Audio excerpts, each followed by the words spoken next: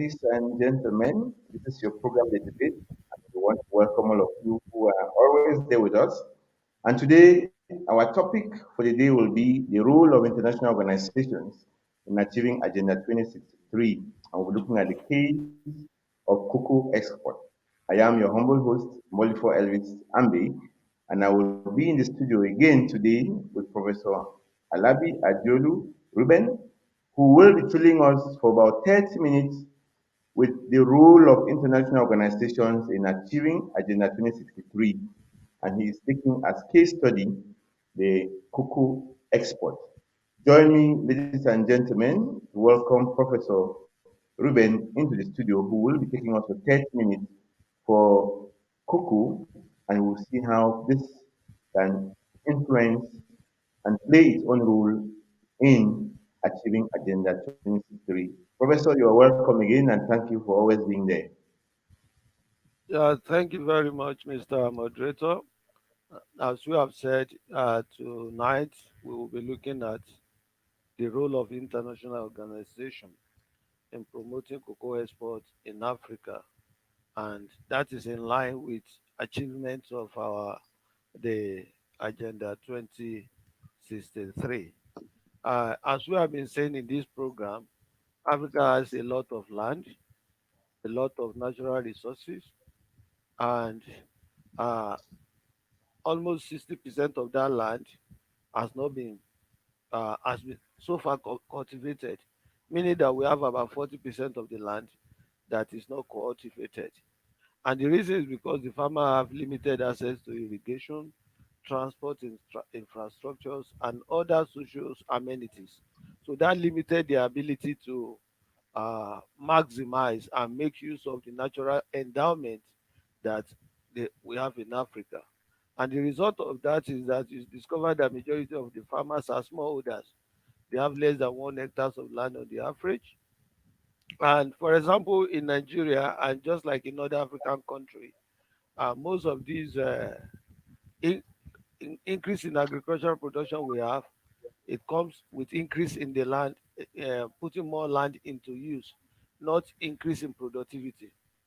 And there's low level of engineering technology input in agriculture in Africa, as that is one of the major constraints that compromise productivities and hinders the modernizations of agriculture in Africa.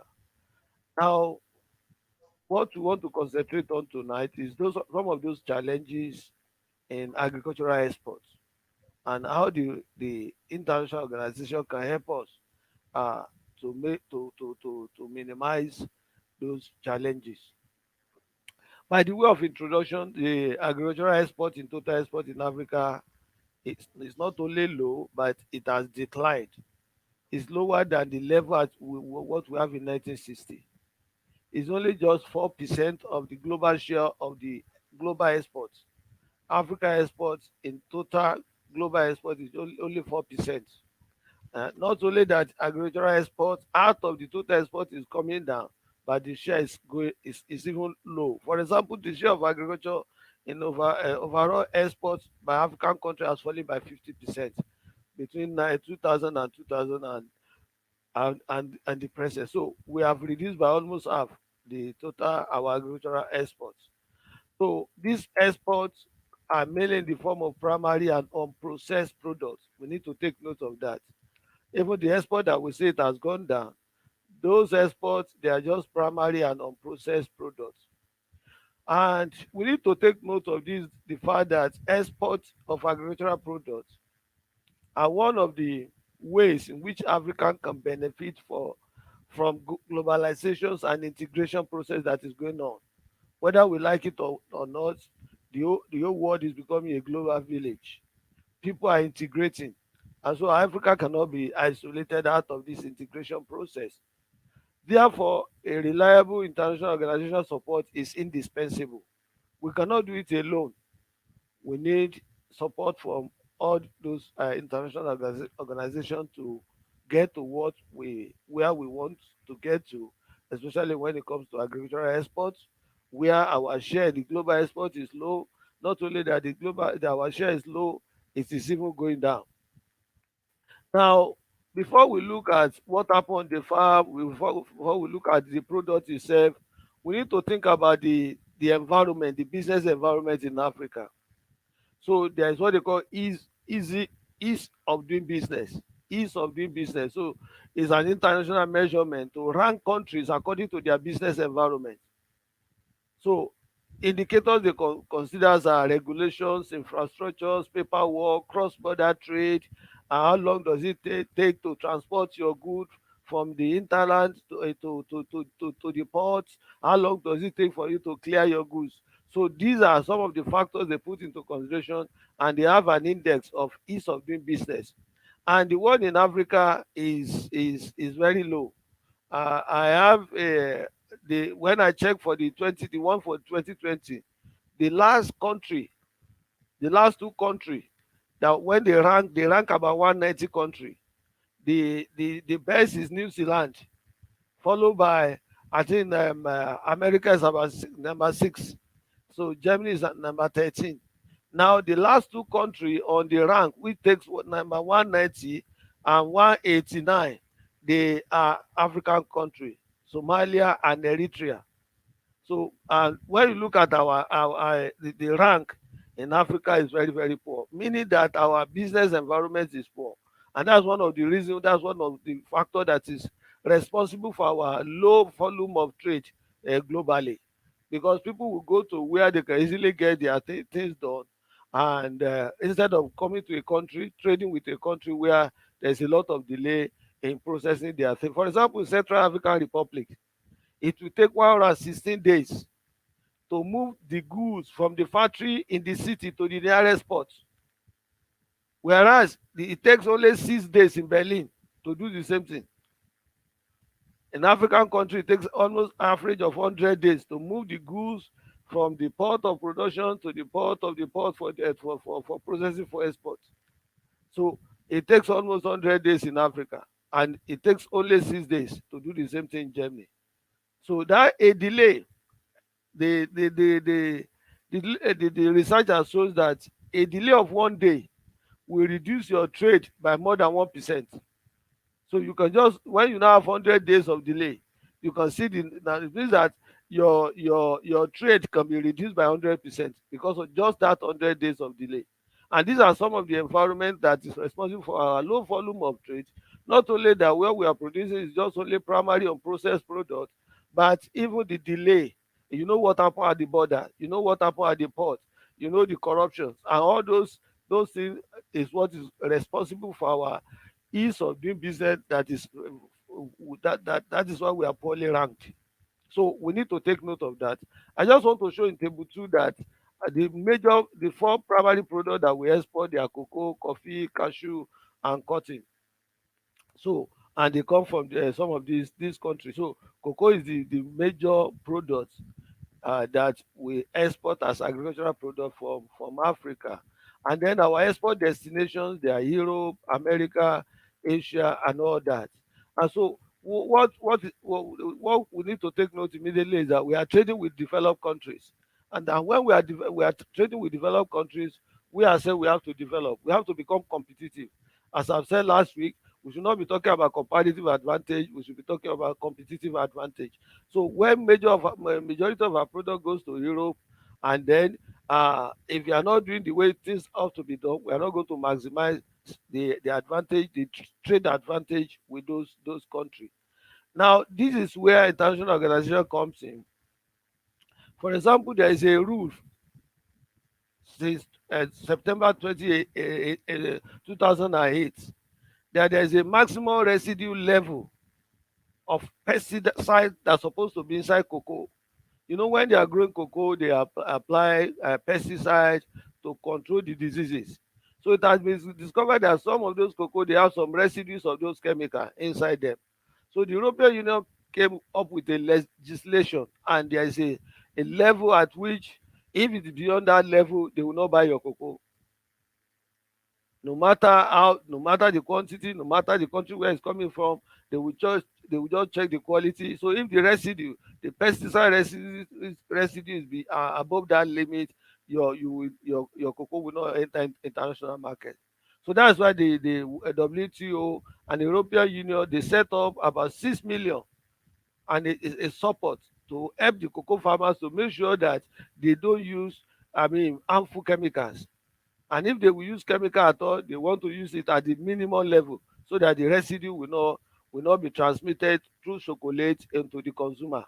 And so that's one of the area where WTO is helping the cocoa industry, and the European Union. They are making sure, helping the farmers, the type of cocoa they should use, the type of chemical they should use, and how they can cultivate their cocoa so that there will not be a maximum residue level of pesticide, because that will be dangerous for consumption. Other countries are doing that. Americans are doing that. Even in Japan, there is this regulation, and that's very important, because it's not only that we should process our product, we have to process it very well. It's not only that we should plant our product, our crop, we should plant very well. We should make sure that we use the correct chemical. We should make sure that there are no residue, because if there are residues, it will not be able to enter into international market.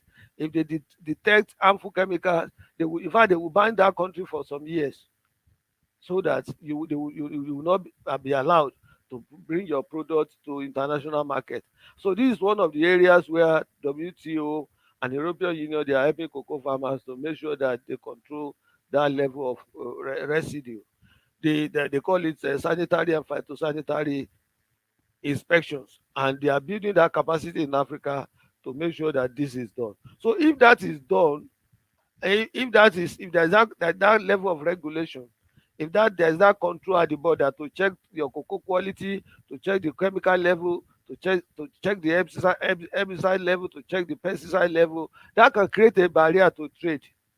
And so that is why they come up to make sure that the things are properly done at home, right from the production of cocoa and to the level of processing, to make sure that everything is done in the right way, the right quantity of chemical is used, the right plant is used, the right approach is used, and all that. So this is a very important support.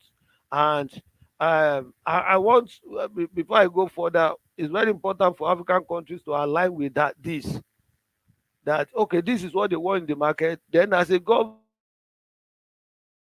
as African government, this is what the international government is doing. Then we need to support that. We need to encourage that. We should not be encouraging them how they will just dodge, avoid some of those things. So this thing have to be done very well. It has to be effective. And that is why funding was provided to build the capacity of the stakeholders, capacity of the cocoa farmers, capacity of the processors in some of these cocoa producing countries like Cote d'Ivoire, Ghana, Cameroon, Nigeria, Togo, to build their capacity to manage this SPS, the sanitary phytosanitary inspection. Another important organization to this discussion is IFAD. IFAD is International Fund for Agricultural Development. What they do is to provide loans and grant to governments to finance agricultural and rural development. That's their own focus. Their focus is to grant loans and grant to government to finance agricultural and rural development projects. So IFAD is dedicated to helping create the condition for smallholder farmers to thrive as a small enterprises, and for rural people to improve their livelihood. So as at the time of this write-up, they have financed about 16 projects with component of cocoa value chain development in 12 countries, of which included Liberia, Madagascar, Sao Tome, and Sierra Leone. And so these are another area where the international organizations are helping in cocoa value chain to provide loans, to grant uh, to the farmers. If you will agree with me, one of the major constraints to agricultural production in Africa is lack of finance. The farmers, they don't have enough capacity to scale up. They don't have enough capacity to expand their farm. They don't have enough capacity, financial capacity, to get improved seed. Some of them have been planting old seed over the years.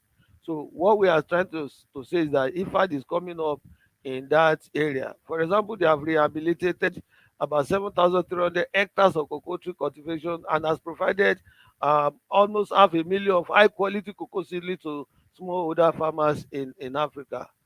So they are doing a lot. In addition to that, about 5,500 smallholders farmers were involved in the partnership that resulted in the export of 700 metric tons of cocoa beans, 9 million metric tons of dry coffees, and 4 million tons of pepper in 2011 alone.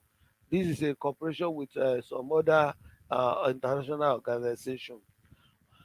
Owing to the partnership that was developed, nearly 2,200 farmers are now growing cocoa certified as organic or fair trade to the international chocolate industry.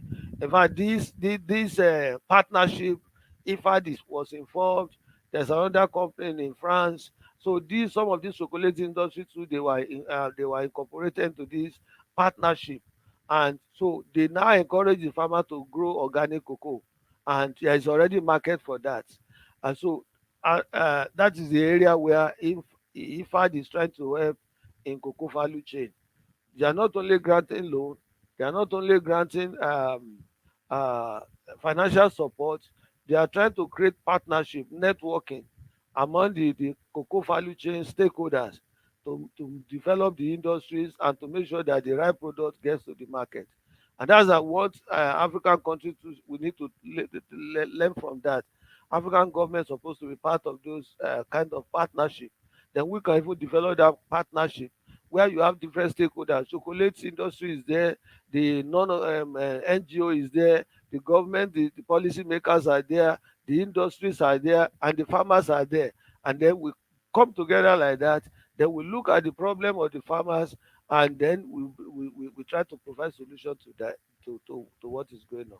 So another important organization to us now is WTO, and it deals with the rule of trade between nations, not only agricultural products, any product between trade, and they involve in trade agreements, in trade facilitations, in trade negotiations. So they support this development through the integration of the developing countries into global trading system. For example, the WTO, they have what they call Article on Agriculture. That one focuses on liberation. AOA, it focuses on liberations of international agricultural trade, and the rules are built around three pillars, namely the market access, domestic support, and export competition. There is what they call ACP and ACP EU. So this is a negotiation between African countries and European Union, and so they have to come together and discuss on the regional integrations of ACP countries, and how they can trade, how Europe can trade with Africa. And because later I think I can talk about that, because of the competition and because of the fact that European farmers, they heavily subsidize their farmers. They even subsidize the export. They subsidize their production. And so when to produce a chicken in Europe, it will be cheaper to come and sell it in Cameroon at a cheaper rate than the one they will produce in Cameroon on their own, because the farmer in Europe, he was subsidized, he was supported, and so he produced that chicken, can sell it for €1, but the one he produce in Cameroon, the farmer want to sell it at €2 because he spent almost €1.5 to produce that chicken. So those are some of the things the WTO have to deal with.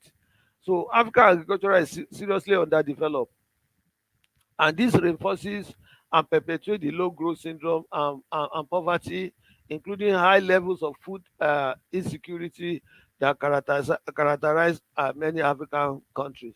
So the proposal within the WTO deal with the issue of market access, as I've said, export competitions, and domestic support. So the initial agreement provided support for sub-Saharan Africa to provide to domestic support for the agricultural sectors. So they will encourage the African countries to support their farmers, because Europe too, they are supporting their own farmers. And as I've said, because this import is highly subsidized, so when it gets to African country, it will be cheaper, and so the African farmers will not be able to be competitive. So now the WTO will be encouraging the African government to support their farmers, and so they have a group in WTO which they call G33. So in that G33 is a group of developing countries that coordinate on trade and economic issues. It was created in order to help a group of countries that were all facing similar problems. So like G33 has proposed special rule for developing countries at WTO negotiation, like allow them to continue to resist access to the agricultural markets, so that there will not be dumping. Dumping is that when they produce something in America, they just come bring it to Africa, and they can sell it at any price. They don't need to even collect money out of it, because they buy it from the market in America, so that the price of that product will not be too low for the farmer, so that the farmer in America will not be discouraged. So they will just bring that product to Africa and dump it there, and that will affect what is happening in Africa. And so these are some of the things that is dealt with at WTO.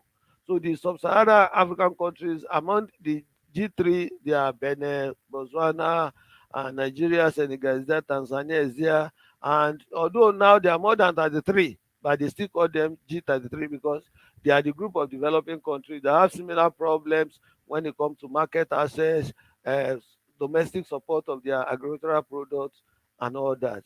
Another important thing in the WTO is what they call Bali Declaration.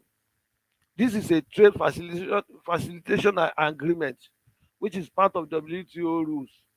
That may reduce the costs, reduce the trade cost by up to 15% in developing countries.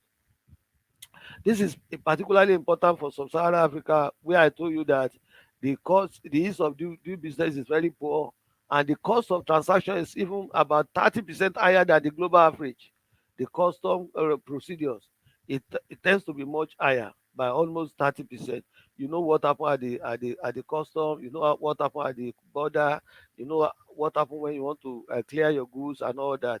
So all these things are what the WTOs are trying to look at, and particularly now that we have Africans as the head of WTO, I think the government in Africa, they have to come together strongly and make some of these strong demands, because they are not competitive, and some of these things affecting the farmers, because when you produce something and there's no market for it, you'll be discouraged to go into further production. So for those countries with less developed custom infrastructures, the agreement will mean a boost in technical assistance that is available to them. And that brings us to aid for trade. Now, as I've been saying, it's difficult for Africa to even trade, not only because of the unprocessed products, not only because of their productivity level, but because there are trade infrastructure, custom infrastructure, border infrastructures, facilities to trade. They are very weak. So what aid for trade does is to support African governments in that area, especially all the developing countries in particular. So what they do is that they provide aid for technical assistance for trade policy and regulations. Trade policy and regulations, how they modernize their infrastructures. Some things that you have to be using paper, computer can do that. So that's what the aid is provided to do that. That instead of using pen and paper, your system can be computerized, and it will reduce the number of days for your transaction. I told you from Central African Republic, it takes 116 days to move the good from the factory to the ports, but the same thing takes only 6 days in Berlin. In fact, in some other countries, it takes only 5 days to do that. And it's because they have the facilities that can facilitate all that.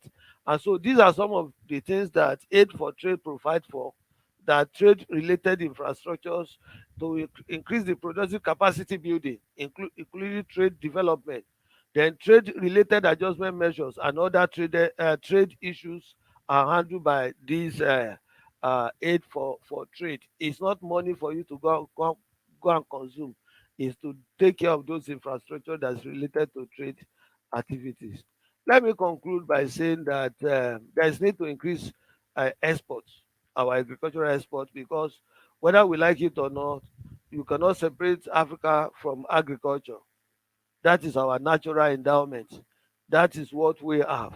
And then we need to increase our export competition in the global realm. As I told you, we are only share only 4%, and agricultural product out of even that global export is even lower than that. Now, this can be done by increasing the process of primary products, as I've said, Then the volume of international trade in Africa have to be can be increasing by intra countries trade within Africa. Thank God for the new thing that came on board now, the African country within Africa. Before it's only the trade within Africa, intra-African trade export is only just 13%, but that has increased to about 20% now, and it's going to increase further. And so these are some of the things that can be done, that we trade within ourselves, and then we will be able to trade and we'll be able to compete globally. But then the effort of African government in promoting agricultural trade within and outside Africa should be synchronized with other bodies such as WTO, IFAD. I've enumerated what WTO is doing. I've enumerated what IFAD is doing. And the good thing is that in some of these meetings, when our people attend, you see what other countries are doing, other developing countries, how they are making progress, what they do to support their farmers. Then we can learn from that, and then we come home and synchronize whatever we are doing in line with what is a global standard. Then all the tariff and non tariff barrier that hinders international trade should be removed. Then corruption at the borders and the ports that normally cause delay in international transaction to be eliminated. So let me stop from here so that we can be able, will be able to interact together. Thank you very much for your attention. Thank you, Prof. Thank you for that wonderful presentation. I actually followed you very keenly, and I think we are going to have a good evening interacting together to see how international organizations can actually help in achieving Agenda 2063. Like you said, the organizations are many. We cannot talk about all of them, but you have mentioned quite a good number of them. We are going to be looking at how their activities interact, how they synchronize these activities so that we can actually see them playing a role in achieving the Agenda 2063. While you take your breath, we will have our jingle, and we come back for the second part, which will be very interactive, looking at some of the things you presented for clarification and equally uh, interacting with the public to see the worries they have and equally clarify them. Can we have our jingle before we come to this?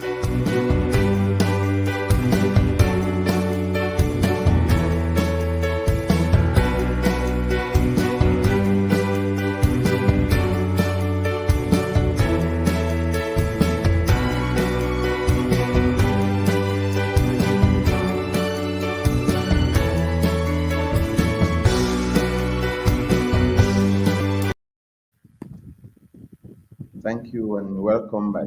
Prof, you talked of Africa having about 40% of its land or her land uncultivated, and you ended up by saying that we cannot separate Africa from agriculture. I really love that statement because you see, everything around us is from agriculture. The dresses you wear, the shoes you put on, it is from our agricultural produce. But some people don't actually know that that is what is happening. It means that everything you got, there is something that is emanating just from agriculture. I want to begin with dumping. When you talked of a chicken produced in Europe, sold in Africa cheaper than the one that is produced in Africa, it becomes a problem. And I remember, yeah, somebody claim that may God help us. And my question is, what is the direction of dumping? Because when we talk of dumping, I have hardly heard that we dump, Africans dump. So maybe you will have to educate me this evening to tell me actually the direction of dumping. Is it from Africa to Europe or only from Europe to Africa? Thank you very much. This is a very important and serious issue. Now, the dumping is from developed country to undeveloped or developing country. What happens is that in those developed countries, they support their farmers. So when the farmer produce a lot, when the supply is greater than demand, the price will come down. So they don't want the farmers in their country to be discouraged. So what they will do is that government will buy those excess products. So they will buy when they buy those excess products, then they will not send it to Africa or to any developing countries. It can even be free of charge. They don't need to, because they have achieved their purpose is to support their own farmers so that the farmer will not be discouraged at home. So they have to withdraw that thing. So when they take it to Africa, they can sell it at any price. So that they can sell it at any price. It's not even, the price will not even cover the cost of production. It doesn't need to cover the cost of production. But they have achieved their purpose that the farmers and their own country is not discouraged. The price is regulated. The price does not fall drastically to discourage them. And the lesson for us in Africa is that there is no way, we will not need to support our farmers. And I'm very, very surprised that uh, IMF will tell you and the World Bank will tell you not to support farmers. It's very discouraging, because in Europe, in fact, there are some countries that get almost 70% subsidy. And so, but when we come to conferences, I was in IMF in 2018 and I was working on fertilizer subsidy. They told me that, yeah, that it's better that you go to the roof, the top of a roof in Africa, and then try to throw money down, then allow people to come and gather that money down to go to go for subsidy. That actually the problem is targeting, but we can control the targeting. That the claim is that the subsidies does not get to the farmer. That's another issue. But to now say we should not support farmers because it does not get to them, instead of us looking at the problem that is related to that. So when you read the IMF write up, you read the World Bank write up, they will tell you that the subsidy, we should not subsidize farmers. But they are subsidizing their own farmer. They are supporting their own farmers. So how will a farmer be competitive?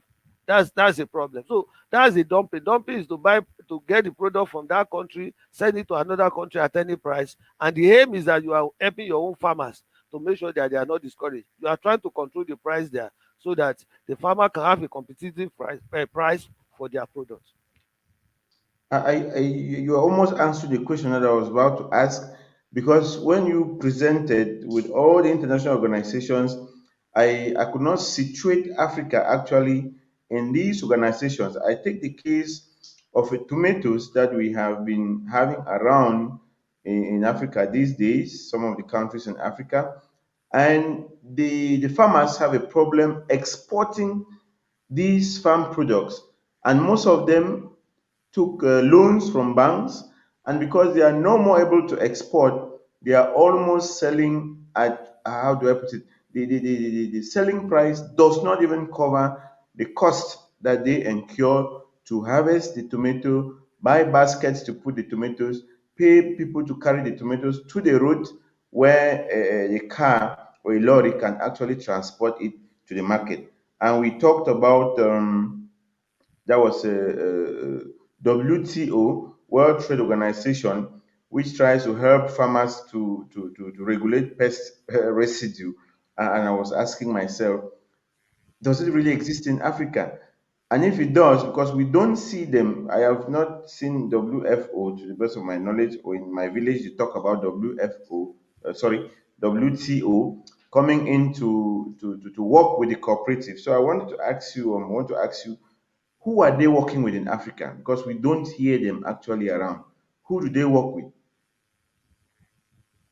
Actually, the interest is this. Let's start where the problem is. The interest is this. Uh, they want to protect the consumer, the chocolate consumer. I'm aware that European Union has sponsored the program. Is for some selected countries in Africa. I think I don't know if Cameroon is included, but Cote d'Ivoire is included, Nigeria is included. One of my friends is a part of the team. So what they discover is that they don't want that residue to get to the chocolate. It's not because they love Africa. So let's tell the truth. The truth is because they are the one consuming the chocolate and they want to make sure that this thing does not get to them. So that's why they have that. It's not, when you talk about 5,500 farmers out of how many million? In Nigeria alone, we have more than 50 million farmers. So it's just like a tip of iceberg, you understand? So it does not, you may not see the effect down the line, but there is a project like that, and they started some years ago to make sure that they educate some of these selected farmers, and and that's where the African farmer can come up. That we cannot scale up that. You understand? They cannot do Mm. everything for us. That's why I say we should synchronize. We see what they are doing. We now say, okay, they have taken 5,500 farmers. They're out of our 50 million farmers in Nigeria alone. So what do we do to the rest of those farmers? Then we now replicate the project. Then we encourage those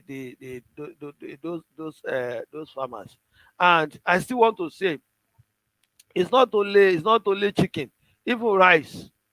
That is why you see that in Nigeria, for example, let me tell you that there was a time that the duty on rice is 60%, but people are still buying bringing imported rice because it's still cheaper than the local rice, than the one they produce in Nigeria. Even with 60%, they add 60% to when you are bringing the rice, they still add 60%. But despite that, even with 60%, it's still cheaper because of what they are, where the thing is coming from, the high productivity level, the large quantity they are producing over there. Then compare with a farmer that has only 1 hectare. So what is he going to produce? So he will use all his resources. By the time you put all the costs together, you discover that the thing is not competitive. So there's no way the imported one will not be cheaper than the local one. And that is what we are saying, that this farmer have to be supported. Like the case of tomato, you are saying, there is what they call minimum guarantee price. The minimum guarantee price is that as the man is producing, we have already set the price, that this is what we are going to buy your product. It cannot be it cannot be less than this. Let's say we say 200 francs is what we are going to buy that product. So the farmer is going to farm with that at the back of his mind. No matter what happened to that product, he's going to get his 200 safer on that product. So if the price is higher in the market, then you can get higher than that, but there is no way.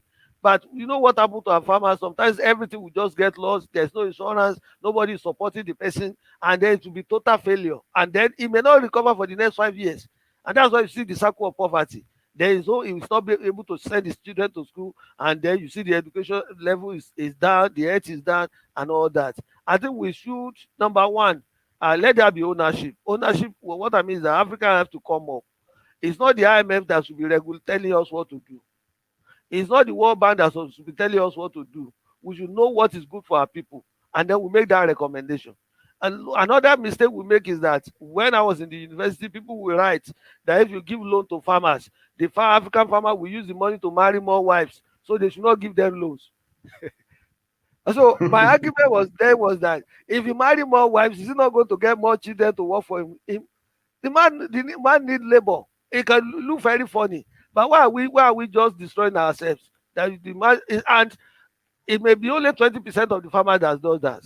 There are some farmers that will use the money very well, but because somebody make mistake, then our professor will now write that should not give loans to the farmers, because then they get it, they will not use it very well. They will use it to marry more wives, and then so they don't have money, they don't have capital, and that's why they have been there for the past 50 years. So I think we should change our orientations. Let's have it in mind that we have to support our farmers. If Europe is supporting their own farmers, America is supporting their own farmers, we need to support these our farmers. We should change our orientation and support our farmers. And I go straight to the next question or next wording. You see that cocoa is actually well talked about, well known of. You have countries that actually produce much cocoa, but then, like you said, they are not supported. And you see that though cocoa is ranked as the major cash crop in most of African countries, it is Yes. still that same cocoa production that most farmers get so disappointed at the end of the day and abandon the production. Because you see, most cocoa farms are aging and nobody is willing, the youths are not willing to go back into those cocoa farms to rejuvenate them, to renew them, plant new cocoa. How can you account for this type of, it doesn't reconcile that cocoa being one of the best cash crop, but many people are instead fleeing away from it when we know that it actually sells well in the world market. And there's what they call, there's I don't want to use big language, but there's paradox of size.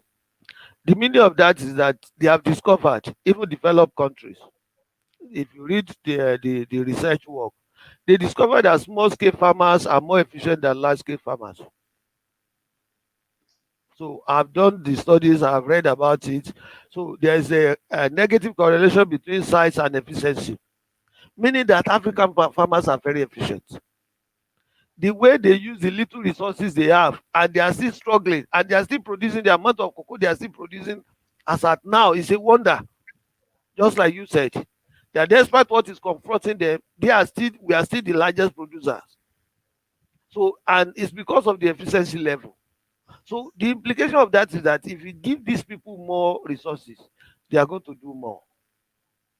They are going to do more. It's only those few people that are left that are still doing it, and that's we still have what we have today.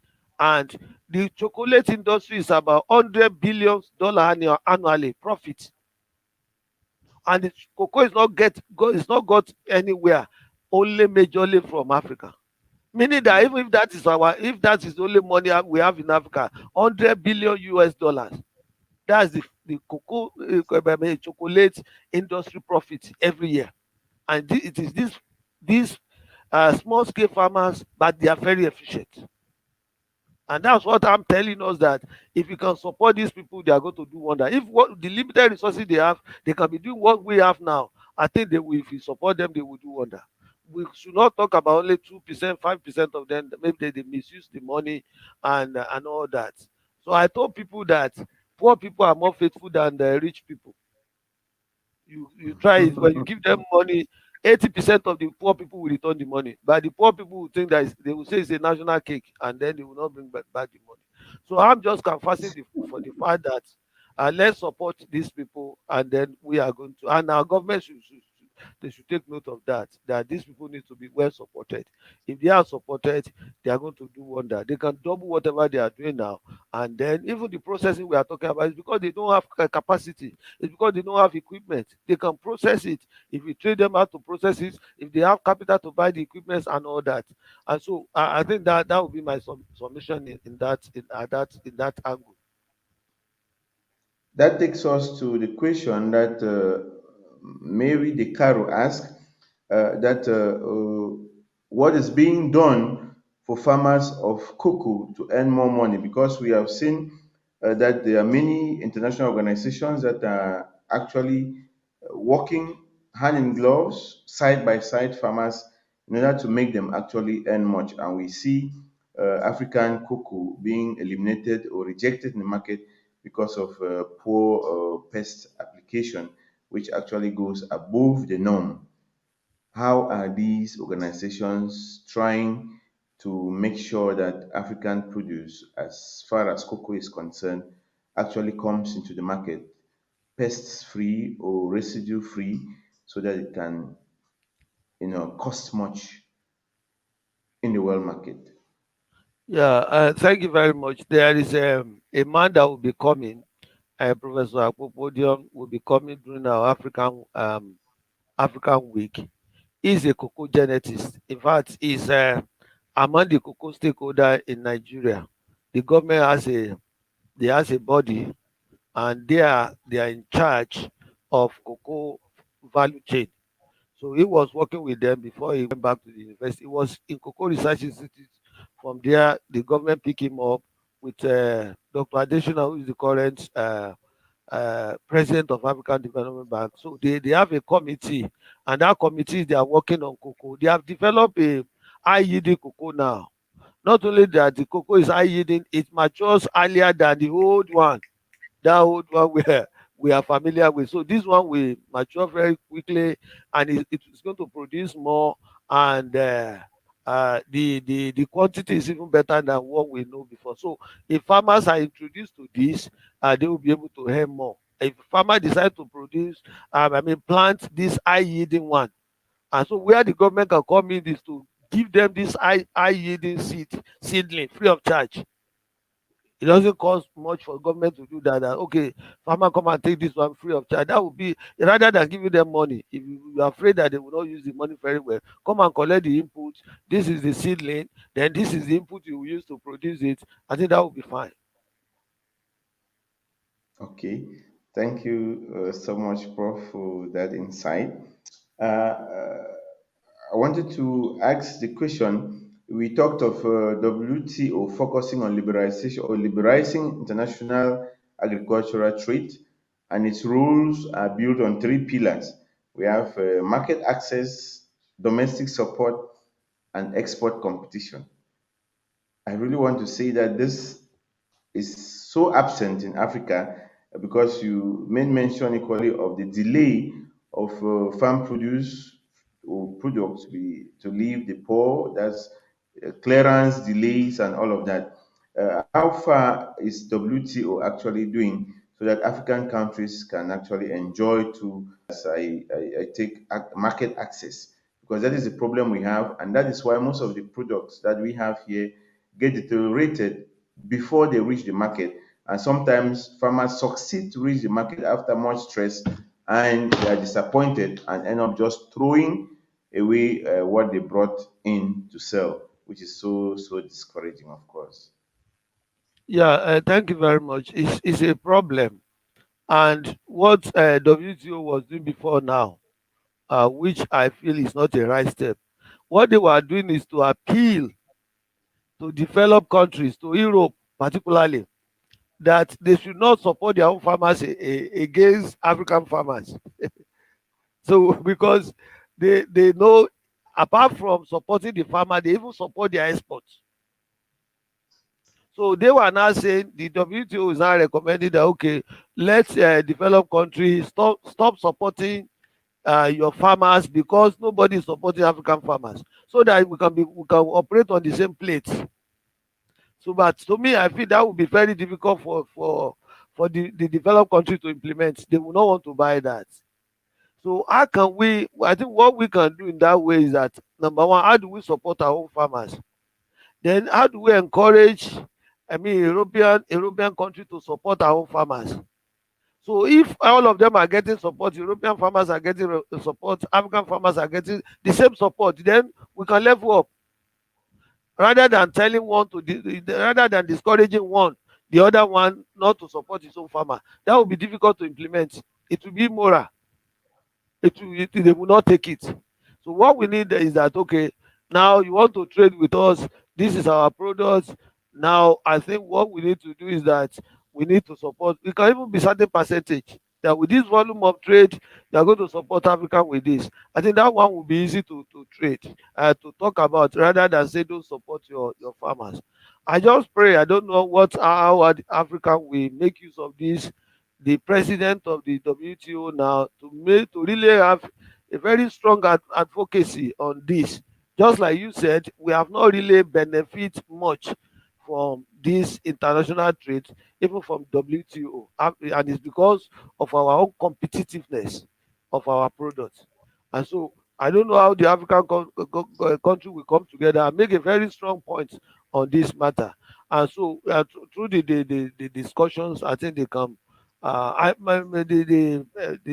current WTO, I think it should be approached on that level. There should be a strong write-up on the African position on this, so that we have the market access, and then our trade facilitations will be it can be improved. I wanted to go out a bit and look at UN Food and Agricultural Organization. Remember, now we are in this COVID issue, the pandemic, which is actually a problem, and we see it, we feel it in all spheres of life. I wanted to know from you what is the role of most of these international organizations, FAO particularly, how are they responding to this COVID-19 for food emergency in Africa? Because we see many farmers cannot go again to work. There is a manpower which is reduced. How are they coping and responding to this pandemic nowadays? As at now, I don't see any concerted serious effort from FAO on this, because it's like they have not really understood the problem. And when you don't really understand the problem, you don't know how to tackle it. We don't even know where to start from. Is it from the production level? Because the farmers now, some of them cannot go to the farm. Now the market is there's the demand is very low. You understand. So then you see the trade you want to tackle now. I think things are not yet very clear now. So we are that kind of uncertainty. So although they are what they are doing now is to still study the number one, to study the effects on the production level, because they have not really know the effects. The effect is it in the form of the reduction production, is it reduction of productivity, is it reductions in, does it affect their marketing activity. So that's at the level what they are doing now is those technical analysis is what they are doing now, and very soon they will come up on what can be done. But I think the good news is that the COVID does not have much effects on Africa as in the developed countries. So the only thing is that, because of globalization, what happened in one country will affect the other. Like now, because of the demand that everything everywhere is dull. The demand is low as at now. But as at this level, FAO, they are just still studying the situations and know what to do. But I know they will come up with something. But we should not wait for them. African government should not wait for them. We should be thinking of what we can do on our own to support these farmers. Okay, so how do you think the diaspora can actually join most of these international organizations to be able to promote cocoa production in Africa and make equally that the cocoa production in Africa becomes actually beneficial to Africans and even to the farmers? We talk here of farmers running away or even abandoning cocoa cultivation. So how can diaspora put hands on deck with these international bodies to be able to revamp this cocoa production in Africa and to make farmers equally to enjoy what they are doing and to have much profit from cocoa production, of course. I think what is coming to my mind is partnership, and the partnership have to start from our networking. We that are this diaspora, we don't even know ourselves. We should build a network. We should build a network. I was telling somebody today, if you just manage to see somebody, any African you meet, like me, if I see any African, it become my brother immediately. You understand? You'll be so excited. So you don't even know what to know the country it comes from. But we need to translate that to a very big network. So if you have that network, like IFAD now, IFAD is building the partnership, then we can say, okay, we can be represented in that network. They will be willing that some people like that are coming up. So it's just like a kind of cooperation that, so this is what they are doing. As I told you, European Union is targeting 5,500 farmers. And I said tell you that in Nigeria alone we have 500 million farmers. So now we can scale it up if they know that the diasporas are coming to join them, and now we can scale up.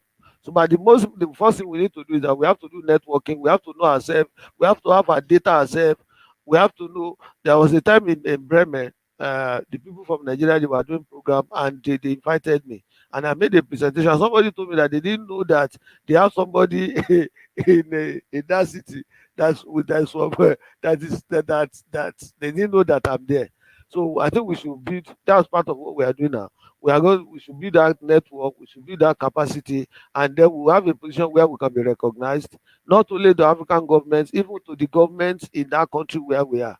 So from there we can scale up.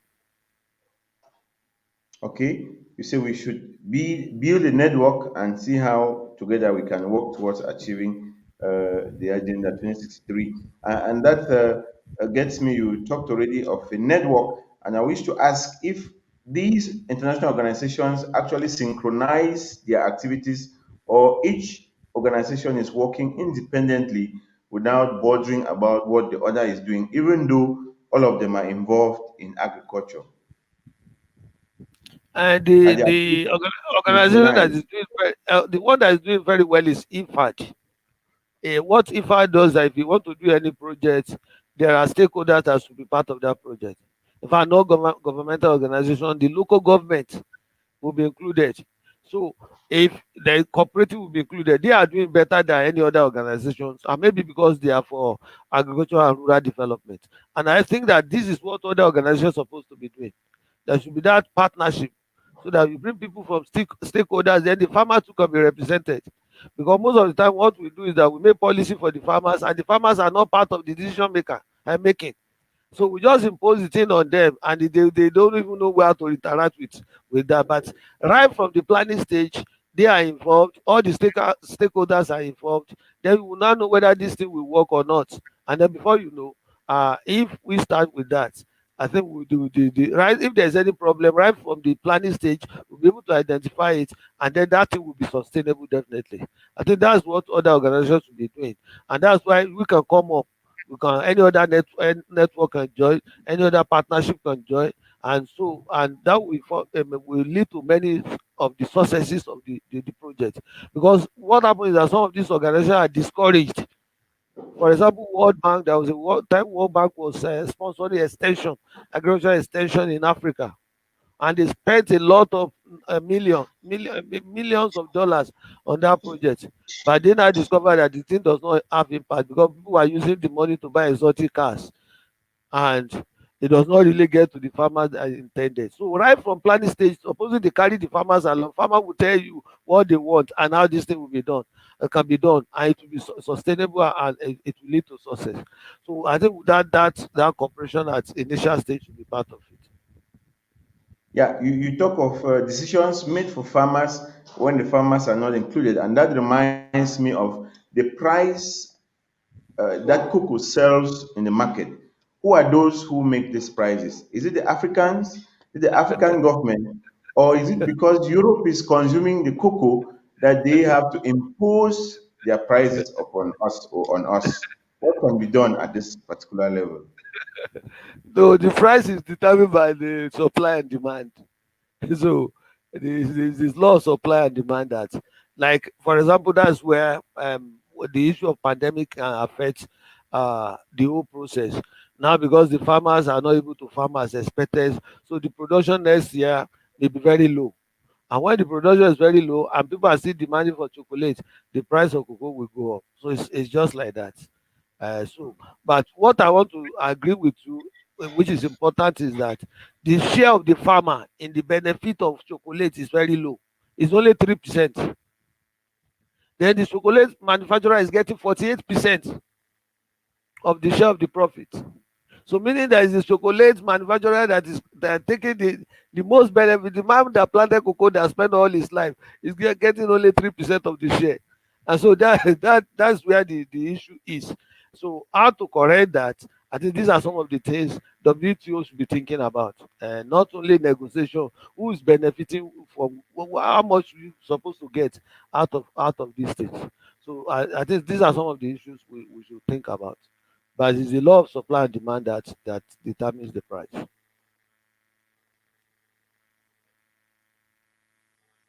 A last word for our farmers who are into cocoa business and are not or thinking of leaving. Can you encourage them so that they know that actually we need this cocoa and we need that in some time to come, we too should be processing our cocoa? A word of encouragement for those who are into cocoa production, Prof. And just to let them know that we appreciate what they are doing. Because just like what moderator said, despite all the problems the cocoa farmers are passing through, we are still dominating the market. So meaning that they are very, resilient. They are very serious and efficient farmers. They should not be discouraged, but we should try to get information. Then our farmers, let's try to form a kind of association. Then we'll be able to see how to link you up, how to get some of these seedling that are high yielding. I tell you that this time around, it's not going to be business as usual.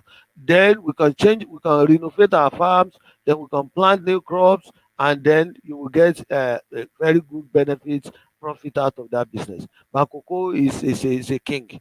It's a crop that God just gave it us as an endowment. And as time goes on, with some of these advocacy and discussions, I think things will turn around. So we should not be discouraged. Thank you so much. Farmers who are involved in cocoa production should not be discouraged.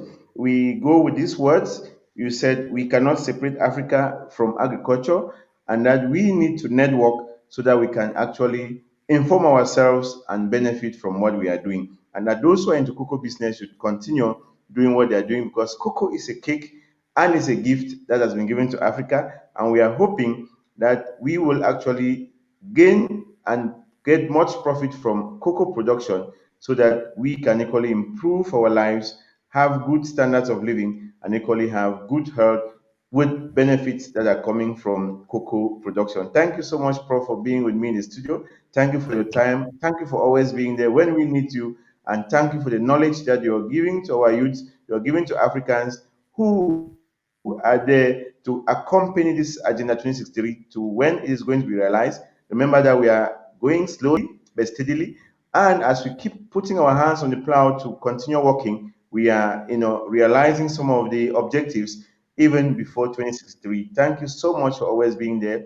Thank you for our viewers, Mary Di Caro, Madame Batemone, if I got the name correctly, and a host of others who are always there to follow us up. Thank you so much. This is where we'll have it for this week, hoping that we'll be coming up again next week with a very interesting topic that will continue to educate our youth so that they should equally join us in this fight that we are fighting. Thank you so much and goodbye for now.